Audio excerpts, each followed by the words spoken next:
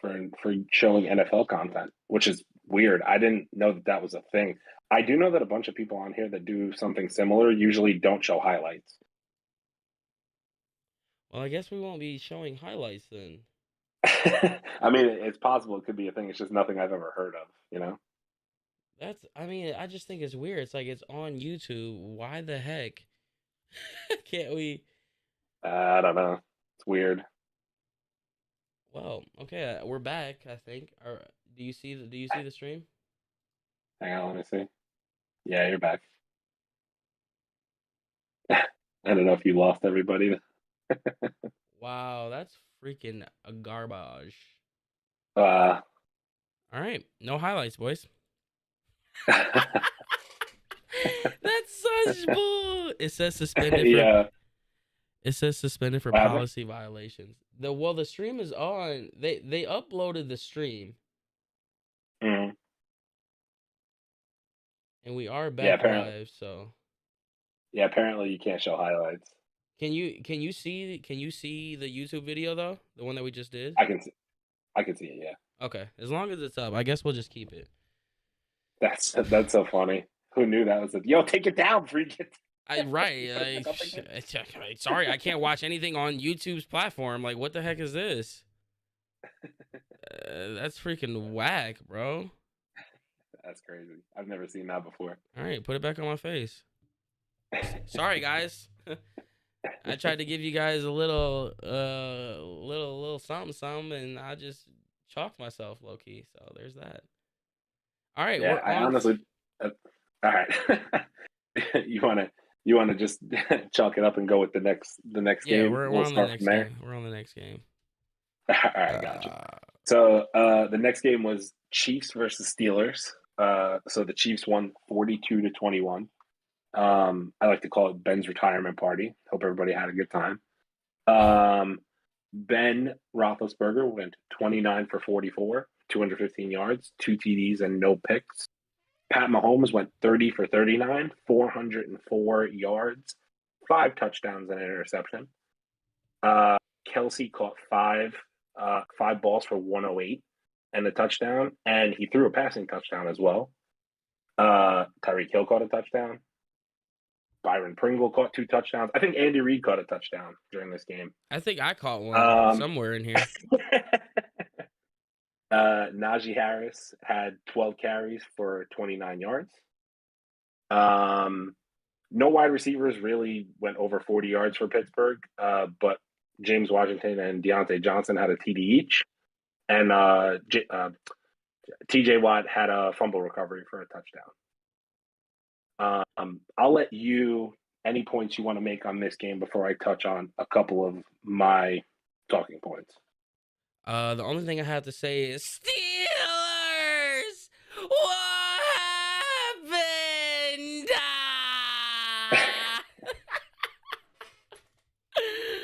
No, I loved every second of it. It was honestly, this was a signature Andy Reid, Patrick Mahomes game. I mean, when it's almost like it was Josh Allen in Kansas City. Like they did the same thing. Only nine incompletions for 400 yards. Patrick Mahomes was pretty much Patrick Mahomes that we all know and love. I mean, when you look at the stat sheet, I mean, literally, you want to talk about a stat sheet stuff for Supreme. Jared McKinnon, 6 catches. I mean, 1, 2, 3, 4, 5, 6 receivers had 4 or more catches. Just obviously a team that shouldn't have been in the playoffs in the first place, just getting absolutely manhandled in every way possible. I mean, I enjoyed it. I didn't watch all the game, but I watched some of it, and I just know that it was just exactly what it should have been. A waste of our time, quite frankly. Nothing really great in my opinion. So other than Steelers, what happened? That's about the only thing. So I think a couple of things I wrote down from this game. So I don't really know what Steeler fans expected because the game, whatever it was, 3 to 4 weeks ago, was 36-10. So I don't know.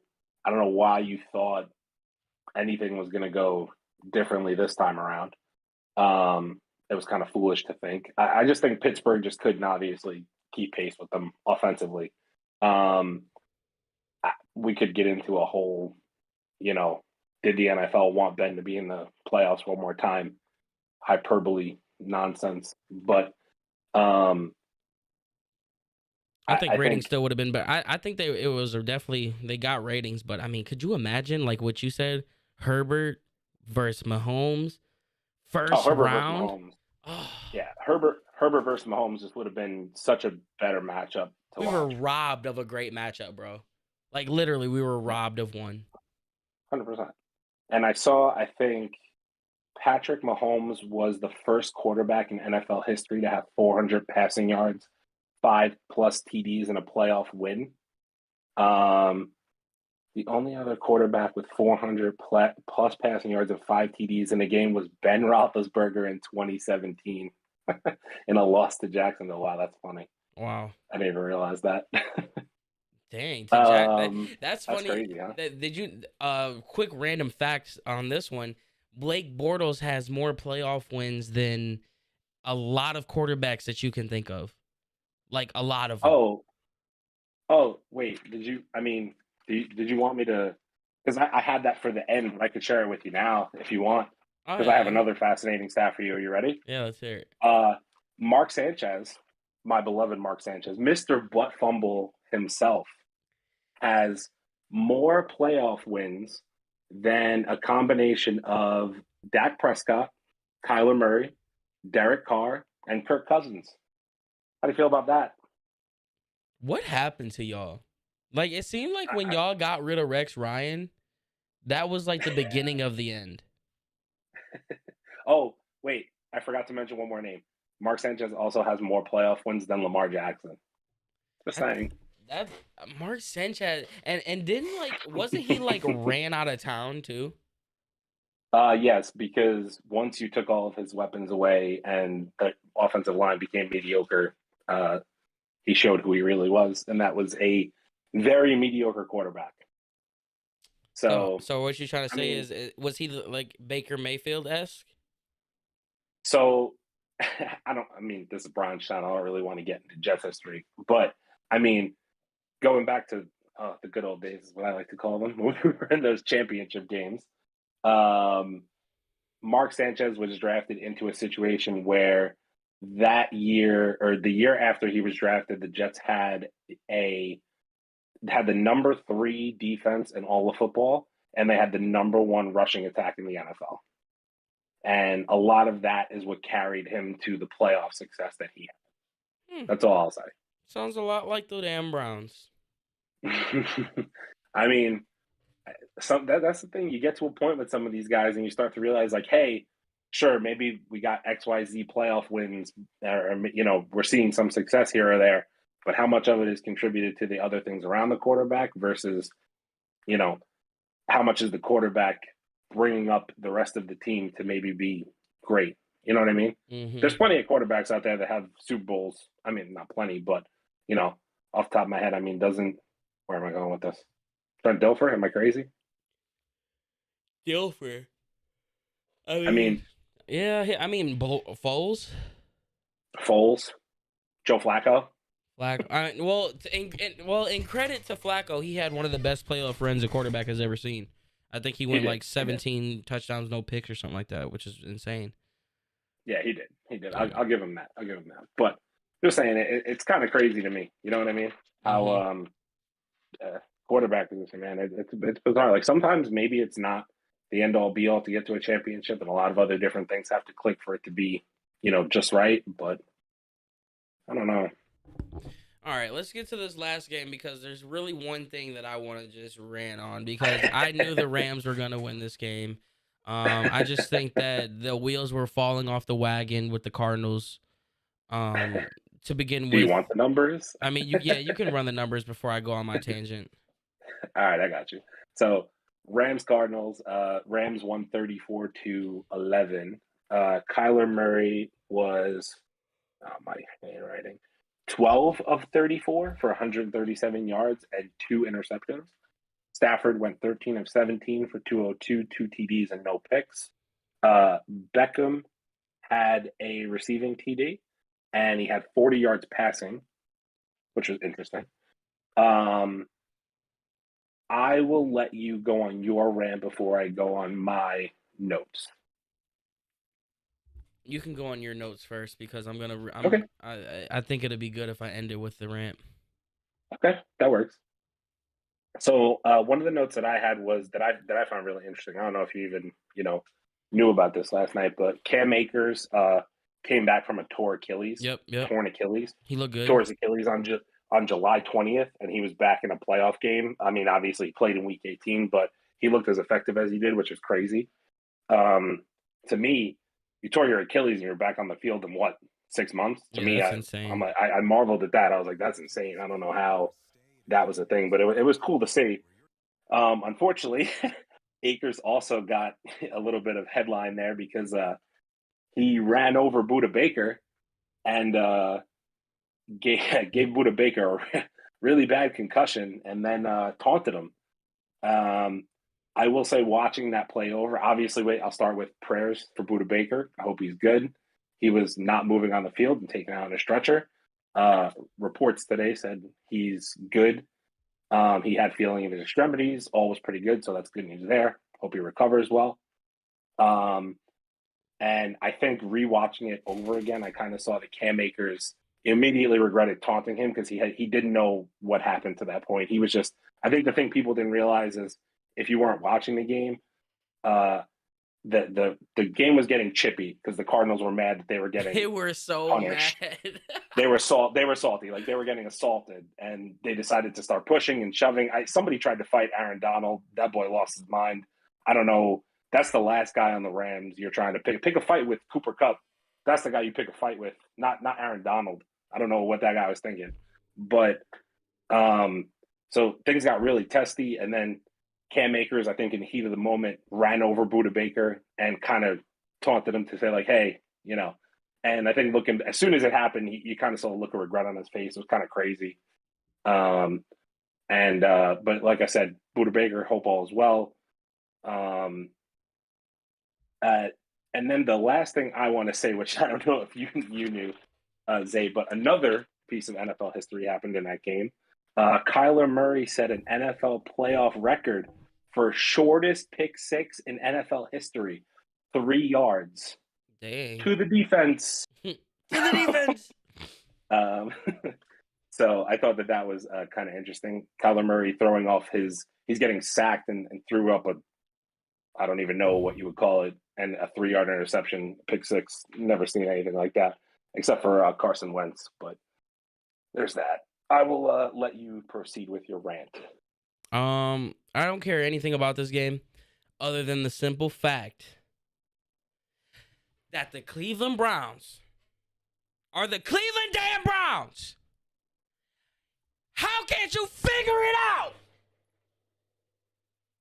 Oh, Browns need a receiver. They got to draft a receiver. They got to do this.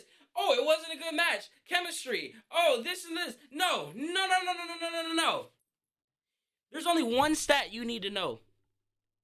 9 games, 6 touchdowns. You know how many touchdowns he had here in Cleveland? 6. I'm about sick of I'm honestly sick of it was a chemistry thing. It just didn't work here. No. Anyone who plays sports, bro, Terrell Owens had a broken leg, and him and Donovan McNabb hated each other, and they still found a way to go to the Super Bowl. You do not get better by getting rid of talent. I don't care how bad the chemistry is. You figure it out until the end of the year. Then you go ahead and decide if he's good, if he's a good fit or not. But you sit these grown men down in a room, just like with Stefanski and Baker need to do this offseason. You need to sit them down in a room, and you need to figure out what the hell the problem is. Like Herman said, Odell Sr. wasn't wrong. So you can say he's a freelance guy. You can say he's this and that. You can say Baker and him didn't have the chemistry. You can say all of this stuff. The only thing that I get from that is somebody's ego in this whole equation was too bad. And we got to take a step back and look at and let's look at the growth of Odell Beckham, because for as long as he was here, he never really did anything bad in the media. He had the flack for the watch. He had the flack for his knees being shown with the socks. But he never was a problem in the locker room. He never really was a problem in the media. Sure, he may have said some things that made headlines, but as far as him being the Odell that we knew from New York, that was not the same Odell. You can see maturing, you can see growth in Odell. And I don't know if it's Baker's ego, I don't know if it's Stefanski's ego, I don't know whose ego it is, but you can't tell me you're not an adult enough to go sit him down in the room, wherever the problem is, and be like, we got to figure this out. Whether you like each other or not, if it's you needing to get the ball, then damn it, Stefanski, you need to figure out how to get him the ball. Because I tell you what, McVay found a way to get him the ball. I mean, he's throwing passes, he's doing jet sweeps, he's scoring touchdowns every single week. Every other week is another highlight of Odell putting a plate in with ice in his veins, doing some sort of celebration. And here we are as Browns fans, and we can't do nothing but say, damn, I'm happy to see him do good. Because he damn sure wasn't doing here. It just didn't work here. No, it didn't just work here. It didn't work here because of Kevin Stefanski or Baker or whoever it is. Whoever it was, that was a failure. And that's where I say, the one thing there's two things Barry has done wrong so far. One of them was the Austin Hooper, and this one was the Odell. You dropped the ball. You fed into the same media crap that every other regime falls into with the Browns, and you listened to what the fans had to say, and you listened to what the media had to say, and you nuked it when you shouldn't have nuked it. And I just think that we need to get out of that, because if we start going down that road again, the Cleveland Browns are doomed for the rest of ever. For the rest of forever. Because every single year, there's always something that the media construes and the fans got something to say, and it just so miraculously happens. No one before LeBron James came out and said Odell, or obviously the Odell Sr. thing, the tape. But as soon as LeBron hit the Twitter world, Odell will be you knew he was already out the door. Andrew Berry folded under pressure, and he crumbled that situation. So it starts with Berry. And then I blame Stefanski for not finding a way to get him the ball. And then I blame Baker for not just throwing him the damn ball. And I mean, I could probably go on and on, but I think I'll end it there. I think you guys get my point on how we dropped the damn ball with Odell. How do you say, oh, it just didn't work here. Oh, but we need receivers. Oh, if we got Chris Olave and Wilson, it's going to work. Oh, if we would have got this and this. Oh, DPJ, if he was our number one receiver, he'd be good. Well, he's our number one receiver. Everyone's numbers had dropped since Odell is gone. So now the one thing that you say we had, but the only reason why you guys weren't satisfied with it was because, oh, it just didn't fit chemistry-wise. Man, get out of here with that. I'm sick of hearing that excuse. People who play sports know that you don't get better by getting rid of talent, period. And they dropped the ball. So I'm gonna leave it at that. I got that ran out. I'm just sick of it. I'm just sick of it. So I'm gonna say this. I was looking it up while you were ranting, and because I wanted to see if there was any sort of a connection there. But what years? Correct me if I'm wrong. What years were Stefanski was with the Vikings in what you call it? Yep. During the Diggs situation, right? Was he or no? Yeah, he was with them. He was the reason why. I guarantee you, he was the reason why they wanted out. So to me, it's not coincidental that Stephon Diggs, a bona fide number one receiver, wanted out, and Kevin Stefanski was involved. And a couple years later, fast forward to Cleveland, Kevin Stefanski's head coach of the team and the number one receiver / playmaker on the team wants out because it's a run-heavy offense. I don't think there's coincidence there. And I think, to me, I think I've said this to you privately as well, if that is the case, and that's my hunch that it is, shame on Stefanski for having too big of an ego to fit a playmaker into your offense. The number one thing that I hate in a head coach is one that can't fit talent into his system versus making the system fit the player is Mhm. like the worst thing you could do for a player, and it's the worst thing you could do to hinder your team.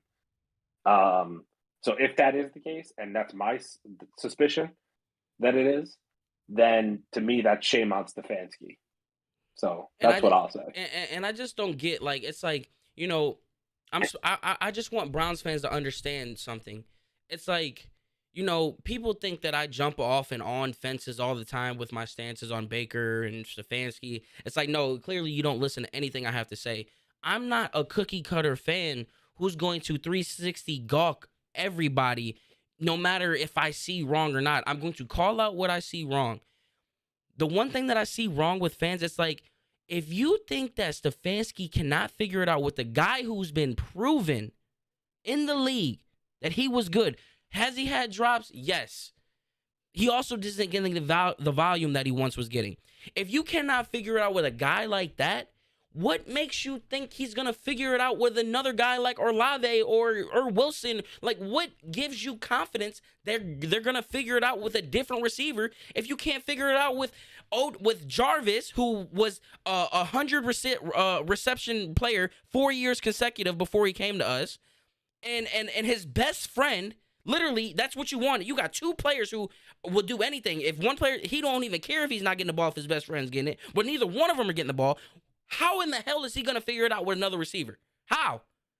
So maybe the problem isn't just plugging in another receiver. We get our Olave, and then guess what happens? We throw the ball to him. He's only targeted 4 times, and he drops the ball 1 time. Well, what's the narrative going to be then? Whoop, he can't catch. Whoop, he can't get open. Maybe he just is freelancing again. We're going to go through the same damn excuses again, and then guess what's going to happen? Nope, we got to draft another one. We got to trade for another one. It's a damn spinning wheel.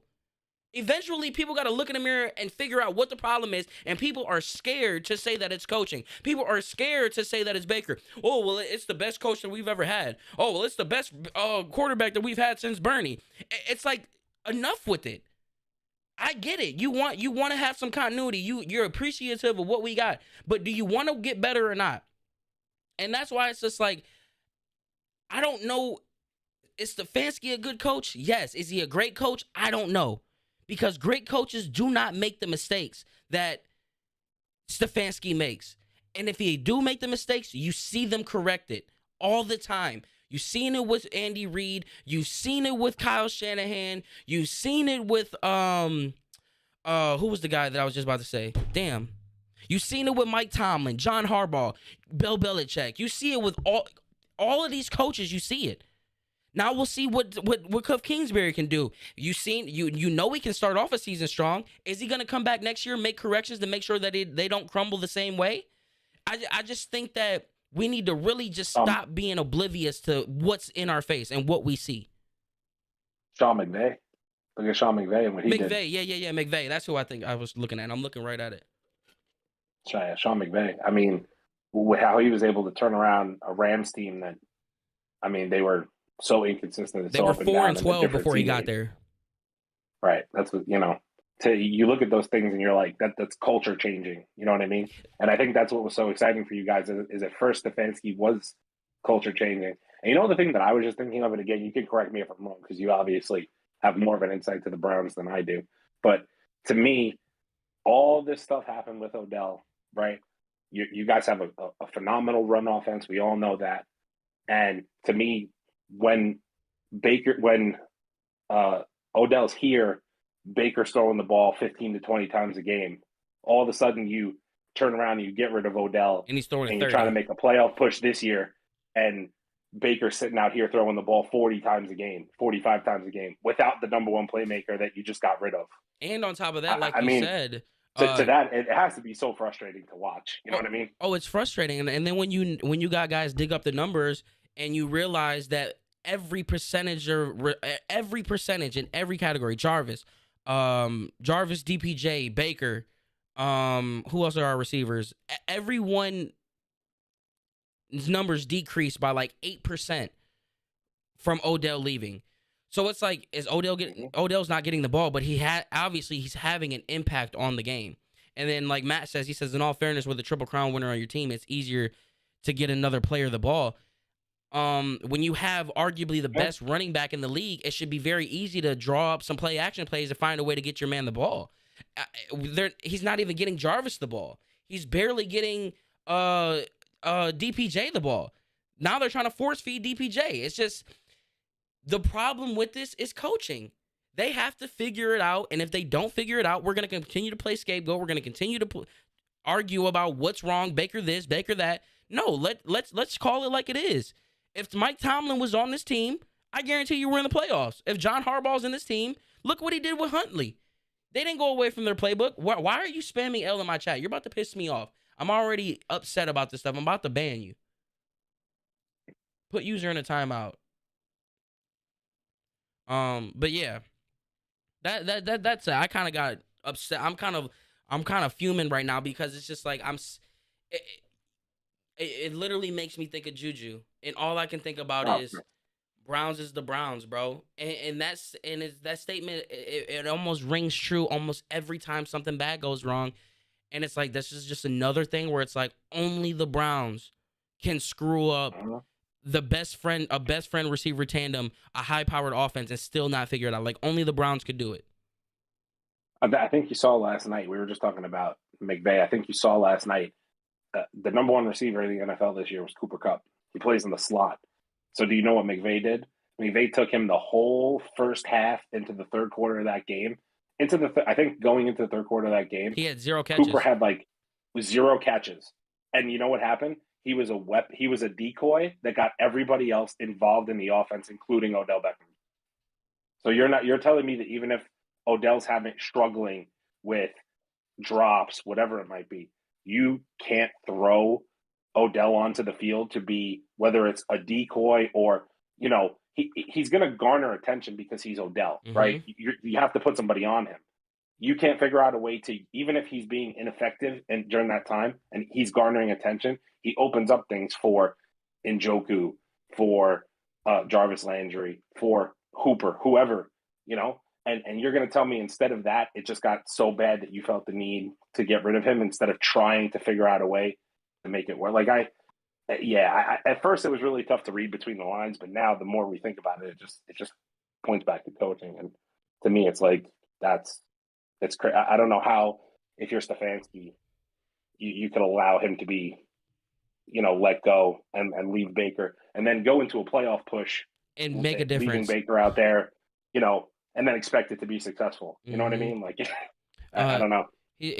Herman asks, do you think it's a culture issue? I don't think at first it wasn't a culture issue, but you created a culture issue when you literally have John Johnson III, Myles Garrett, and your high caliber talent coming out and publicly stating that they're unhappy with Odell being gone. So yeah, now it's a culture change. Now it's a culture problem. Now it's a locker room problem.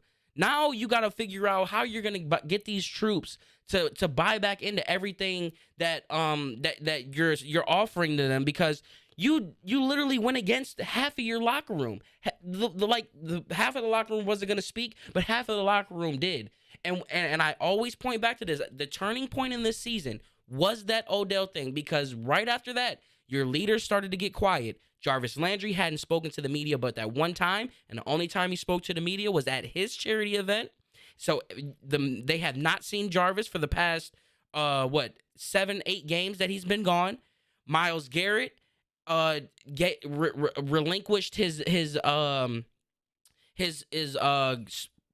speech. He gave that to Baker right after that, and you started to see your leaders, your not just role players, your leaders come out and actively show what they're feeling. And I think that Kevin Stefanski has to find a way to get that back, and if he doesn't, it's gone. Like, that's what I'm saying. Like, we want to do all this experimental stuff in a window when we have a Super Bowl opportunity. Kevin Stefanski, we don't have time for you to play with your ego. We don't have time for you to want to teeter-totter with your play calling and try to figure out, and we'll wait until the offseason until we can find out what big adjustments we can do, this and that. It's like, you need to figure this out now. And if you can't think about all this stuff, give the damn play calling duty to Alex Van Pelt so you can be a coach. Because right now you're not being a coach. You're trying to be an offensive coordinator. And I don't want that out of you. I want a damn coach right now because our team needs a damn coach right now. Yeah, I think I'm just looking at comments in chat. And I see Josh saying not only that, but they were commenting after I think I was texting you during the games. All you see on social media is comments about Odell looking cooler in a Rams uniform. Jarvis Landry is commenting that he's making play. Like, it makes the Browns look bad. It makes the Browns look foolish, Mm-hmm. honestly. You know what I mean? Like, that's all it does. And I see Matt saying, so you're basically saying they need a new head coach or an OC. I don't think it's that. I think Zay's point is that the Browns need to fit. Like, if it is Stefanski, he needs to put his ego to the side and be better for the team. That's what it comes down to. And I think Whatever that is. I think Give the enough play problem calls, is whatever it is. I think the problem is with Stefanski. It's like you have to think about it. These are Harvard, Stanford, Ivy League guys, right? And what do you know about smart people? Smart people won't smart people won't go out their way to make you feel dumb, but they always at the end of the day find a way to be the smartest guy in the room. And Stefanski's not a big ego guy, but he does a lot of stuff that he wants, that you can just tell he wants to be the smartest guy in the room. And I think that's coming to bite him in the butt. It's like, and I almost thought it was Baker. It's like, because I thought about it last year. It's like, how come Baker looks better with DPJ and Schwartz and Harrison Bryant and these guys that aren't Jarvis, Nick Chubb, like the big names? How come he can't make it work? And now it's almost like, well, you're always a product of your environment. The fruit never falls too far from the tree. And if your coach is this guy who wants to be smarter than everybody and wants to be better than everybody, but he doesn't really show it, but his actions show it, your quarterback is going to be the same exact way. If they're two completely different people or not, they are two completely different egos, yet they have the same tendencies.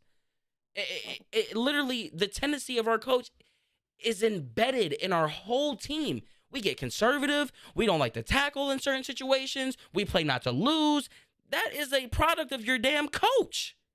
Your coach is the one playing not to lose. Your coach is the one that knows you're up 14 points against the Chargers and yet finds a way to lose that game. You know how people say you find a way to win the game? Well, Stefanski finds a way to lose the game because he's so scared to play his damn game that he has to go by the analytics and, well, we'll run the clock out because that's what the analytics says.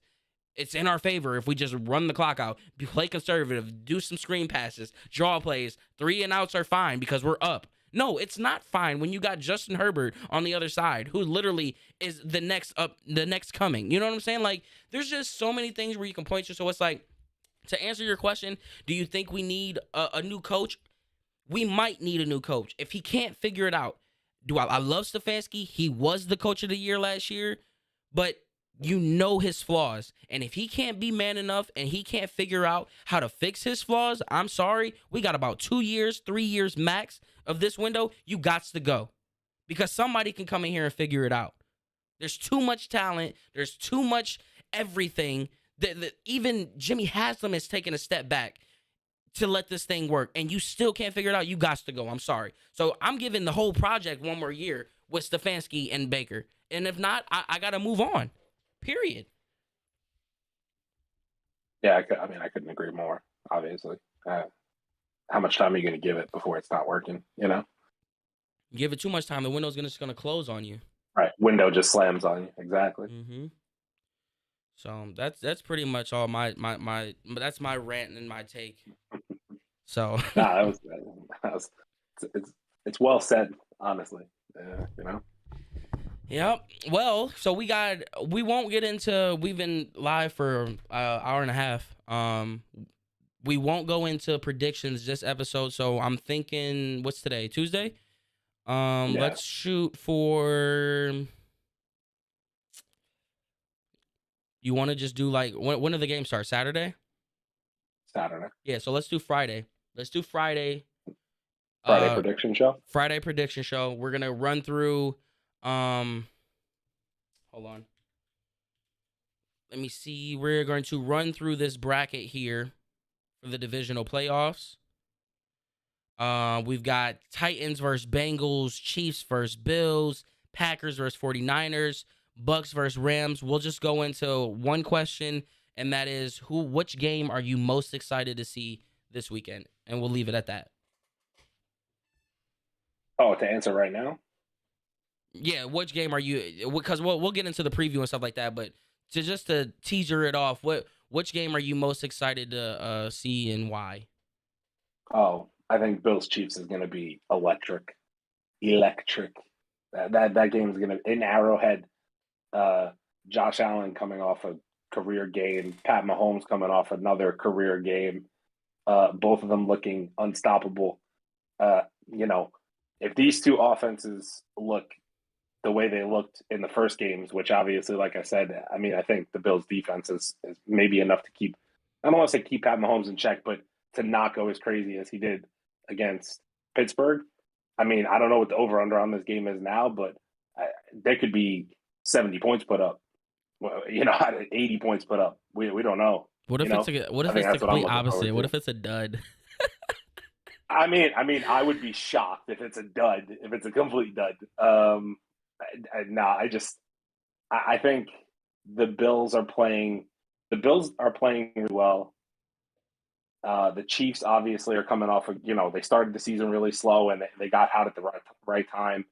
I can't see under 60 points in this game. No way. It's got to be way over that. I don't know what the over-under looks like right now. I would think it probably opens up at like 58 and a half, 59. Yeah, I think there's going to be 70, 80 points put up in this game. I really do. I guess we'll see. That's what a lot of people thought about the Raiders. And I think this winner's going to the Super Bowl. The winner of that game goes to the Super Bowl. I think I can kind of agree with that. I think the game that I'm probably, I mean, obviously that game is like the obvious. I think I'll go to the NFC, and I think that the Bucks-Rams game. This is like the one thing you know about Tom Brady, that his Achilles heel when it comes to playoffs and Super Bowl. If he's going up against an elite pass rush, that's where he's most vulnerable at. And we all know what the Rams got. I mean, it's going to be one of those games where it may we expect it could be high scoring, but I think this is going to be a chess game between Tom Brady and McVay. And I don't know what to honestly I don't know what to expect, because I could see a 13-7 game like the Super, like, you know what I'm saying, like one of those chess games, but I could also see 40-35, you know what I'm saying, like something crazy. And obviously you got, Rodgers above you, but kind of like with this, it's like, personally, I think if the Rams can get through the Bucks, man, it's almost like they're destined, bro. Like I could see a LA. Might be. So it might be. I mean, like you said, I can understand what you're saying about that game. I think the Bucks defense, if you watch, they played against the Eagles. I think despite all the injuries that they have on both sides of the ball, they're still Tom Brady. He's won however many Super Bowls. Like you said, it's definitely going to be a chess match for sure. I could see it being a little bit low, not lower scoring. Like I can't, obviously not the same amount of points I'd say in Chiefs Bills, but I think it's going to be a close game. We'll see. That's going to be interesting, because if one of those teams has to play Green Bay, I think that just gets even dicier. This is where it gets fun, honestly. This is where it's fun. This is where it's fun. Yeah, definitely, for sure. This is where it's fun. Because someone's going to win that's not supposed to win. And you know who we'll get into that. We'll get into that Friday. Make sure you guys like and subscribe, because I'm coming in with a hot take and you aren't going to want to miss it, baby. Hey, let me get some, anybody in chat follows on all social media. Aaron A. Jacobs, trying to build my platform up a little bit. We got to get him to 1,000 subscribers. Jesus Christmas. We got to get him to 1,000 subscribers on TikTok, so we can get him live on that bad boy. So make sure you guys check out he's actually tagged in my most recent TikTok, so go check him out. But it was fun today, AA Round. I appreciate it. Was a good episode. I'm excited for next week. Hopefully we got some better games, because this week was kind of a dud. It was kind of a dud. Yeah, man. Shout out to everybody in the YouTube chat. Josh Herman, my boy Dr. Phil, I see you, baby. We about to go live on Twitch, so hopefully I see you over here. And you ignored me on Twitter, so I'm mad at you. Yeah, I'm mad at you, bitch. You gonna ignore me? I commented on you a week ago, and you just now coming back to reply? Yeah, I'm mad at you, bitch. And shout out to everybody else that was in the chat. Shout out to everybody that was in the TikTok chat. And we'll catch y'all on the next episode. Aaron, you got any last comments? You already said it, I think. Yeah, my bad. Don't get stream taken down on Friday. All right. Oh God, that's yeah. Okay, yeah. So what we're gonna do for the giveaway, I don't know how I'm gonna do. So what I think I'm gonna do is, since my video went off, I'm gonna make a YouTube short. It's not gonna be a short. I'm gonna try to make it longer than a minute, and I'm gonna make a TikTok telling you how to enter. So you're gonna want to. It's gonna be ran through YouTube. So just be on the lookout for a TikTok, because you're gonna have to comment on the recent video. So we are gonna be doing a giveaway. It's gonna be, we're gonna pick. We got 2 winners. We got a Cleveland Browns blanket, plush blanket, and we got an official coldest water bottle with the CrocPot engraved on that bad boy. So make sure you are subscribed, because that's gonna be one of the you gotta be subscribed to the YouTube channel. That's the only way you can get into the giveaway. You know what I mean? But yeah, that's that. But other than that, we'll catch y'all on Friday.